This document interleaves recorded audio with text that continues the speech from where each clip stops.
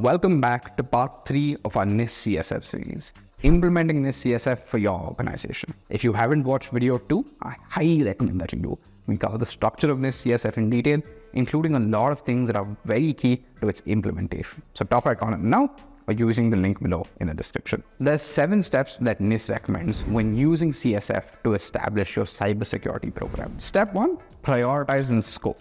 What are your high-level priorities? What are your business objectives and how does security tie into them?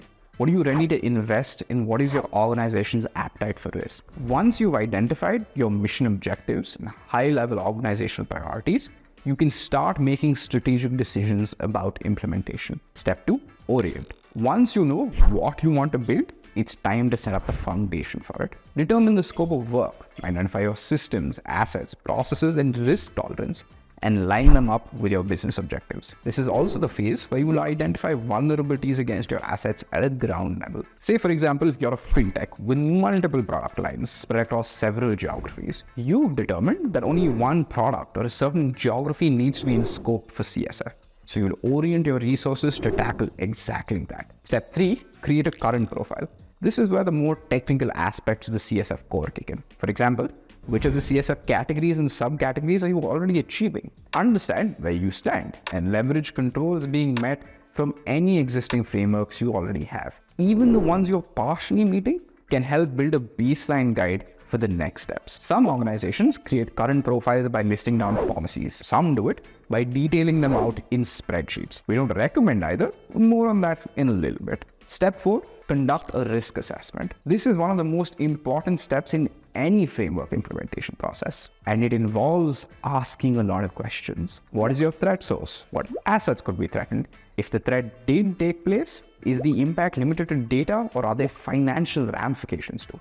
You can even chart this out by plotting the likelihood of risks versus their severity, so you can prioritize the work you will take up down the road. Try to identify emerging risks too, and use external sources to gain a better understanding of the threats around you. Step 5, create a target profile. You now know where you stand. It's time to plan where you want to go. Once you've identified your current profile and mapped out your risks, you'll have a better idea of where your organization needs to be. Determine your ideal cybersecurity outcome and the implementation tier you want to achieve. You can also take into consideration any requirements that current clients, prospective customers, or business partners may have too, and use that to build your target profile. Step 6, determine, analyze, and prioritize gaps. The difference between your current profile and your target profile is the gap that you'll have to address. Create a plan to tackle these gaps, whether they're mission drivers, costs, benefits, risks, resources, funding in workforce, and anything else needed to get to your target profile. Stuff on the top right of the likelihood severity graph, for example, probably needs to be addressed on extra priority. Step 7, implement your action plan. This is where steps 1 through 6 go from paper to practice. Based on the work you've identified for yourself, make adjustments to your cybersecurity processes as necessary and build out a roadmap with timelines. Don't be afraid to use informative references to get further guidance and implement the categories and subcategories that work best for you and your organization. Now, once you've implemented these steps and put in place the controls, you will need to go through a NIST CSF audit or assessment. Like we mentioned in earlier videos, NIST CSF is a wholly voluntary exercise, and while the National Institute for Standards and Technologies hasn't laid down specific guidelines for audits, there are auditors who will assess your organization's compliance against the framework's requirements. For the sake of convenience, auditors recommend getting audited for CSF along with another framework like SOC 2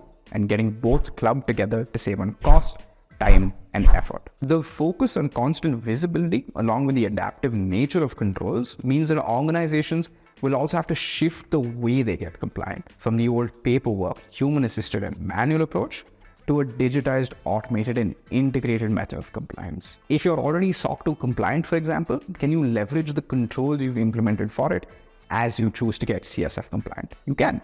And Sprinter helps companies leverage compliance automation across several frameworks, NIST CSF, SOC 2, ISO 27001, and more, so that companies can get compliant faster, easier, and more inexpensively. Continuous monitoring via Sprinter's centralized dashboards means that you stay compliant too, all year round, not just during an audit cycle. To know more, visit sprinto.com or book a demo with our NIST experts using the link below. And as always, if you have any questions, feel free to leave them in the comments below. We'll get back to you as soon as possible.